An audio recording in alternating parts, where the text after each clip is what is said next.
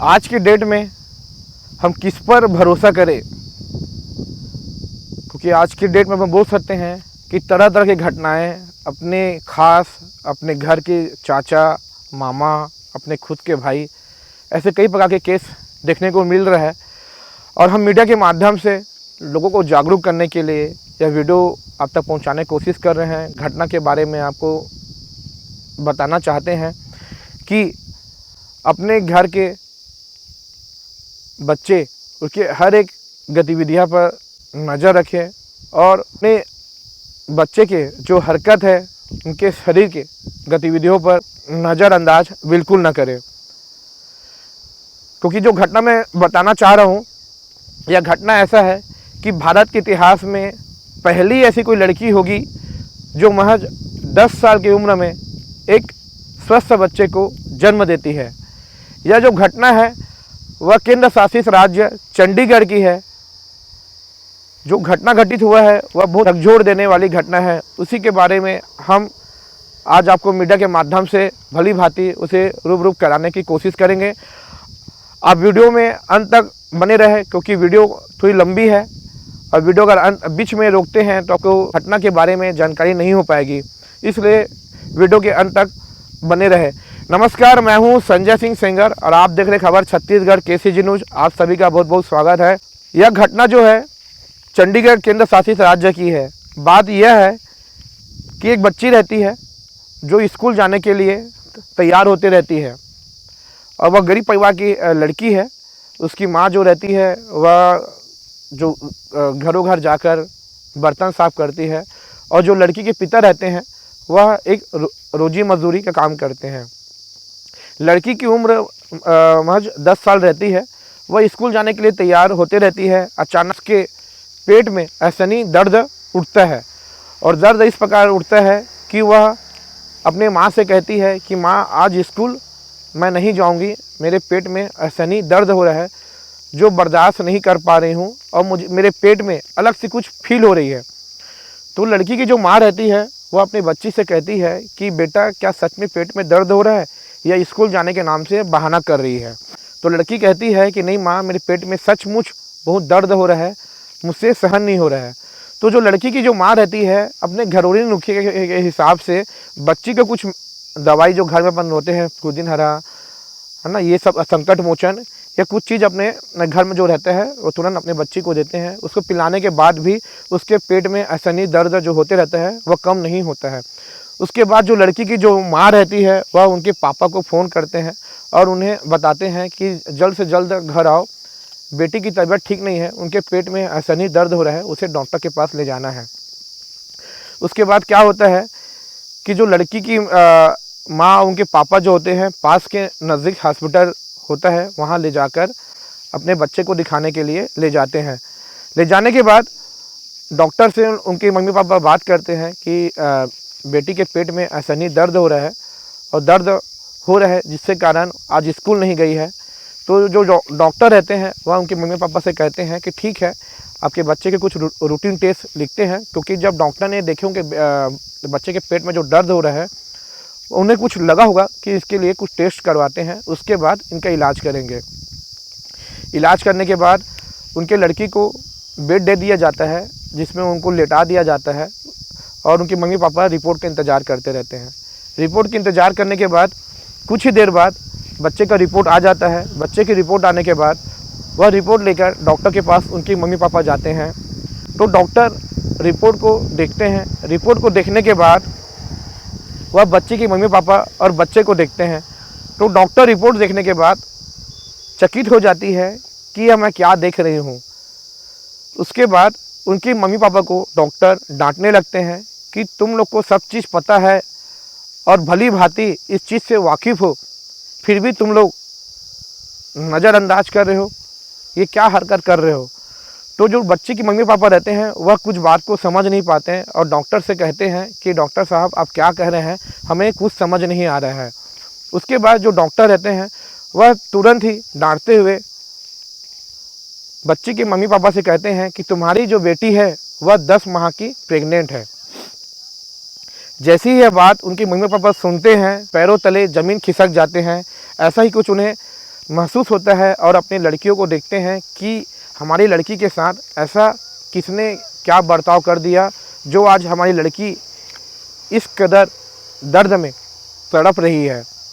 वह कुछ समझ नहीं पाते हैं और उनके मम्मी पापा और उनके बच्चे की स्थिति को देखते हुए डॉक्टर भाप नहीं पाते हैं और समझ जाते हैं डॉक्टर कि ज़रूर इन लड़की के साथ में किसी व्यक्ति ने निर्दयी किया है।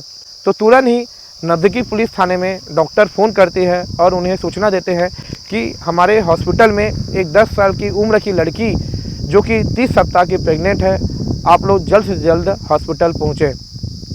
जैसी यह बात थाने में पता चलती है, हॉस्पिटल और साथ साथ पुलिस प्रशासन में कोहराम मच जाता है।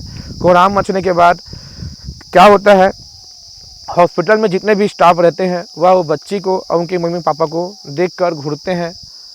इस प्रकार घूर घूर कर सब जा रहते हैं। तो जो लड़की रहती है वह अपने मम्मी पापा से कहती है कि पापा मम्मी मुझे ऐसा क्या हो गया है कि लोग जो भी स्टाफ है मुझे घूर घूर कर देख रहे हैं। तो लड़की के मम्मी पापा भी बहुत ही जल्दी अपने आप को महसूस करती है। वह अपने बेटी से कहती है कि बेटा कुछ नहीं, तुम्हारा तबीयत ठीक नहीं है, तुम्हारे पेट में पथरी हो गया है और पथरी जो हो गया है वह बढ़ते जा रहा है, इसलिए डॉक्टर को दिखाने के लिए आ रहे हैं। इस कारण जो यहाँ के स्टाफ वाले हैं तुमको ऐसा देख रहे हैं, बहुत जल्द तुम ठीक हो जाओगे। जैसे ही पुलिस प्रशासन की टीम में हड़कंप मचता है, उसके बाद पुलिस प्रशासन की टीम हॉस्पिटल में पहुँचते हैं और लड़की होने के कारण एक महिला अधिकारी भी हॉस्पिटल पहुँचती है और उस बच्ची को अपने कस्टडी में लेकर उसका काउंसलिंग करने के लिए उन्हें एक रूम में ले जाया करते हैं। रूम में ले जाने के बाद लड़की को बैठाकर, वह छोटी रहती है, बहुत ही खूबसूरत रहती है, नादान रहती है, इस कारण जो बच्ची रहती है उसे अपनापन महसूस कराने के लिए जो डॉक्टर और पुलिस प्रशासन के महिला अधिकारी रहते हैं बच्चे को टॉफ़ी देते हैं और टॉफ़ी देकर अपने बातों में लेकर उन्हें पूछते हैं कि बेटा घर में मम्मी पापा के अलावा सबसे ज़्यादा प्यार कौन करता है और कौन करता है इनके साथ साथ आपके शरीर को कोई टच करता होगा जो आपको प्यार करके दुलार करता होगा। तो लड़की कहती है कि मेरे मम्मी पापा के साथ साथ मेरे मामा जी है जो मुझे बहुत प्यार करते हैं और मुझे टॉफ़ी खिलाते हैं। जैसी यह बात उनके मम्मी पापा को जानकारी होता है तो वो लोग भी सोचते हैं कि मामा है और मामा ऐसा कैसे कर सकता है, क्योंकि जो उनके मम्मी पापा रहते हैं काम में चले जाते हैं और जो छोटी बच्ची रहती है उन्हें अपने मामा के घर में ही खेलने कूदने के लिए छोड़ दिया करते थे। उसके बाद जो पुलिस प्रशासन की जो टीम रहती है उनके मामा से कड़ाई से पूछताछ करते हैं। कड़ाई से पूछताछ करने के बाद उसके मामा सीधे तौर पर डर के कारण अपने बात कबूल कर लेता है। उनके मामा का नाम है तेज बहादुर जो उसके मामा का नाम था। उन्होंने सीधे तौर पर जब पुलिस प्रशासन की टीम ने उनके पास कड़ाई से जांच पड़ताल किए तो उन्हें सीधे तौर पर कहा कि हाँ मुझसे गलती हो गई है, मेरी भांजी को मैं अकेला देखकर मेरा मन डोल गया और मन डोलने के बाद मैं उनके साथ गलत हरकत करने लगा और कई महीनों से यह गलत हरकत करते मैं आ रहा हूँ। यह घटना जो है 17 जुलाई 2017 का है। तब से जो उनके मामा जो रहते हैं उनके साथ गलत हरकत करते आ रहे थे, क्योंकि बच्चे के जो मम्मी पापा है वह काम में चले जाते थे और बच्ची अकेली रहती थी, वह घर में खेला कूदा करती थी। अकेला पाकर वह बच्ची के साथ गलत हरकत करते आ रहा था और गलत हरकत करने के साथ साथ उनके जो मामा थे उन्हें यह अंदेशा था अगर मैं बच्चे के साथ कुछ गलत हरकत करता हूँ तो उन्हें बहुत पेनफुल होगा और उसे पेनफुल को देखकर उसकी मम्मी पापा जान जाएंगे। इस कारण जो उनके मामा थे कुछ पेन किलर सिरप और कुछ एंटीबायोटिक सिरप अपने साथ में रखते थे और बच्चे के साथ गलत हरकत करने के बाद वह बच्ची को पिला देते थे या दवाई खिला देते थे, जिससे कारण बच्ची के घर में उनकी मम्मी पापा को उनके दर्द के बारे में बिल्कुल भी जानकारी नहीं हुआ। उसके बाद पुलिस प्रशासन की जो टीम रहती है डॉक्टर के रिपोर्ट बनाने के बाद उनके मामा को जेल भेज दिया जाता है और उनकी जो लड़की रहती है उनके मम्मी पापा बताने के बाद उन्हें डॉक्टर घर भेज देते हैं। घर भेजने से पहले ही जब ये बात जानकारी होती है तो उनके मम्मी पापा डॉक्टर से कहते हैं कि डॉक्टर साहिबा हम चाह कर भी इस चीज़ से वाकिफ़ नहीं है, लेकिन हम आपसे रिक्वेस्ट करते हैं कि हमारी जो लड़की को आप बता रहे हैं 30 माह की जो गर्भवती है, हम बच्चा को नहीं रखना चाहते, हम इनका एबॉर्शन कराना चाहते हैं। तो डॉक्टर सीधे तौर पर उनकी माँ पापा से कहते हैं कि बच्चे की उम्र को देखते हुए और जो उनके पेट में पल रहे बच्चे को देखते हुए हम चाह कर भी इस पर इस बात का एक्सेप्ट नहीं कर सकते हैं। हम बच्चे के जान से खिलवाड़ नहीं कर सकते, इस कारण हम एबॉर्शन के लिए तैयार बिल्कुल नहीं होंगे। आप कहीं भी अदालत में जाकर या पुलिस प्रशासन की टीम से जाकर आप बातचीत कर सकते हैं। उसके बाद जो उनके मम्मी पापा रहते हैं वह निचली अदालत में जाते हैं और रिपोर्ट को लेकर जाते हैं, जज साहब को दिखाते हैं। जज साहब को दिखाने के बाद रिपोर्ट को देखते हैं तो जज साहब भी सीधे तौर पर कहते हैं कि आपकी बच्ची की उम्र बहुत कम है और हम उनके जान के साथ खिलवाड़ नहीं कर सकते, हम यह आदेश बिल्कुल नहीं देंगे। लेकिन फिर भी जो उनके मम्मी पापा रहते हैं वह हिम्मत नहीं हारते हैं। निचली अदालत के बाद वो सुप्रीम कोर्ट जाते हैं। सुप्रीम कोर्ट में भी जो वहाँ के न्यायाधीश जज साहब मजिस्ट्रेट रहते हैं वह भी रिपोर्ट को देखते हैं। उसने भी सीधे तौर पर कहते हैं कि अभी आपकी बच्चे की जो उम्र है और जो उनके पेट में पल रहे हैं बच्चे काफ़ी दिन हो चुके हैं, हम इसके लिए बिल्कुल भी ऐतराज़ नहीं हो सकते हैं। हम इन्हें जल्द से जल्द हॉस्पिटल में भर्ती करवाएं। अभी प्री मैच्योर है, एक समय आने के बाद इनकी डिलीवरी हॉस्पिटल में करवा दीजिए। यह बात होने के बाद उनकी मम्मी पापा बहुत निराश हो जाते हैं और वह अपने घर चले जाते हैं। घर चले जाने के बाद पूरे गांव में यह बात आग की तरह फैल जाती है। आग की तरह यह बात यह फैलती है कि एक मामा अपनी भांजी के साथ कैसे ऐसा कर सकती है। बात यह भी फैला है कि एक मामा अपने भांजी को प्रेग्नेंट कर दिया है। प्रेग्नेंट यह बात होने के बाद वह उन लोगों का घर जो रहता है एक ही कमरे का घर होता है। उनके घर में पूरे मीडिया, पुलिस प्रशासन की टीम, आस पड़ोस के समाज सेवी सब उनके घर पहुंचने वाले घर पहुंचते रहते हैं।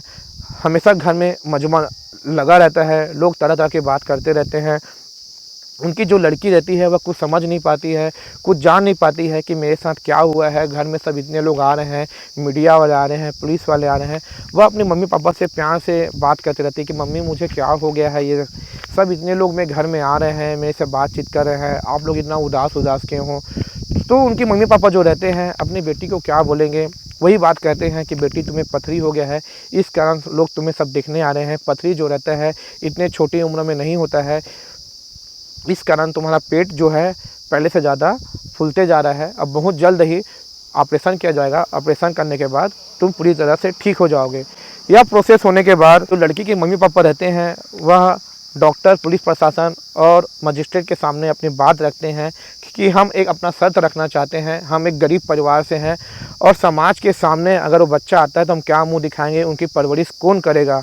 तो हम एक शर्त ये रखना चाहते हैं कि अगर मेरी बच्चे को चाहे लड़का हो या लड़की हो जन्म देती है तो हम उस जन्म देने के बाद उस बच्ची का शक्ल नहीं देखेंगे और अपने बच्ची को भी उसका शक्ल नहीं दिखाएंगे, क्योंकि हम आने वाले भविष्य को देखते हुए हम चाह कर भी उस बच्चे को एक्सेप्ट नहीं कर सकते हैं। तो उनकी बात को डॉक्टर, पुलिस प्रशासन की टीम और जो न्यायाधीश के जो मजिस्ट्रेट रहते हैं वह एक्सेप्ट करते हैं और उन्हें सीधे तौर पर लिख कर दे देते हैं कि ठीक है, जैसे ही बच्चे जन्म देगी तो हम इस बच्चे को चाइल्ड हॉस्पिटल में एडमिट करा देंगे और वहीं उनका देख रेख होगा।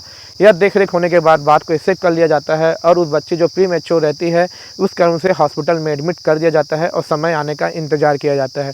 उसके बाद क्या होता है कि जो उसके मामा जो रहते हैं जिसने उस बच्ची के साथ गलत हरकत किया रहता है उसे न्यायिक रिमांड में लेकर उन्हें जेल भेज दिया जाता है।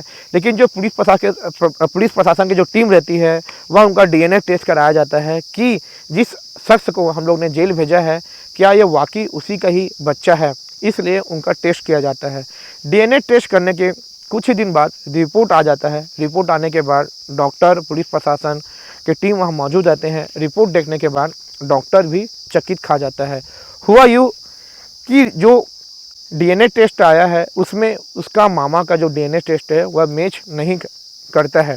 उसके बाद फिर से पुलिस प्रशासन और पूरे हॉस्पिटल में हल्ला मच जाता है। उसके जो मम्मी पापा रहते हैं वह भी घबरा जाते हैं। डॉक्टर उसके मम्मी पापा से सीधे तौर पर बात रखते हैं कि जो इनके मामा हैं उनका डीएनए टेस्ट मैच नहीं कर रहा है।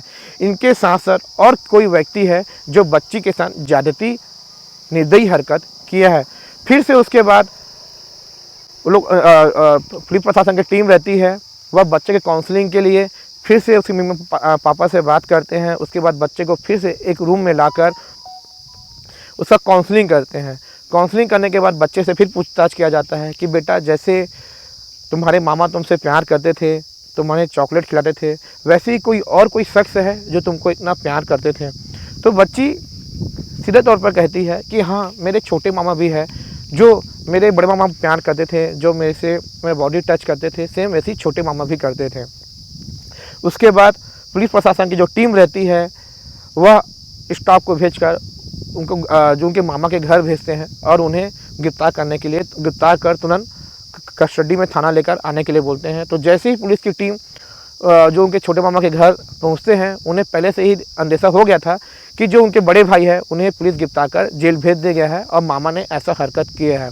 जैसे ही पुलिस की टीम उनके छोटे मामा के घर पहुंचती है तो वह डर जाता है काफ़ी, और डरने के बाद जब पुलिस प्रशासन की जब टीम पहुंचते हैं तो उन पर कड़ी कार्रवाई करते हुए, कड़ी से पेश आते हुए 3-4 झापट सामने ही उनको हिट करते हैं। हिट करने के बाद उनके जो छोटे मामा रहते हैं वह डर में अपनी पूरी बात कबूल कर लेती है कि साहब मुझसे गलती हो गई है, मुझे माफ़ कर दो। के बाद उनके जो छोटे मामा रहते हैं उन्हें पुलिस गिरफ्तार कर हॉस्पिटल लेकर आते हैं और बच्ची के सामने उसे पेश करते हैं और उनसे पूछताछ करते हैं। पूछताछ करने के बाद जो उनके छोटे मामा रहते हैं वह सीधे तौर पर कहते हैं कि घर में जो मेरे बड़े भाई थे वह छोटी बच्ची जो मेरी भांजी थी उनके साथ गलत हरकत करते थे। मैं खिड़की से कई बार देखा था। देखने के बाद मुझे भी मन में ऐसा मेरा मन डोल गया कि जब मेरे बड़े भाई कर रहे हैं तो क्यों ना मैं इस अपनी भांजी के साथ मैं भी गलत हरकत करूं।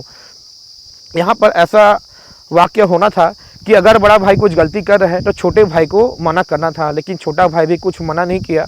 वह अपने बड़े भाई की तरह भी छोटे अपनी भांजी से करने लगा, गलत हरकत करने लगा। और मौका देखकर जो उनके दोनों मामा रहते थे पारी पारी से बच्ची को अकेला देखकर उनका रेप किया करते थे और उन्हें दर्द न हो करके जो पेन किलर आते हैं सिरप वह उन्हें दवाई पिला देते थे। इस कारण उसके जो मम्मी पापा थे उन्हें बिल्कुल भी शक जाहिर नहीं हुआ और उनके बच्चे के साथ इतना बड़ा निर्दयी हरकत होते गया।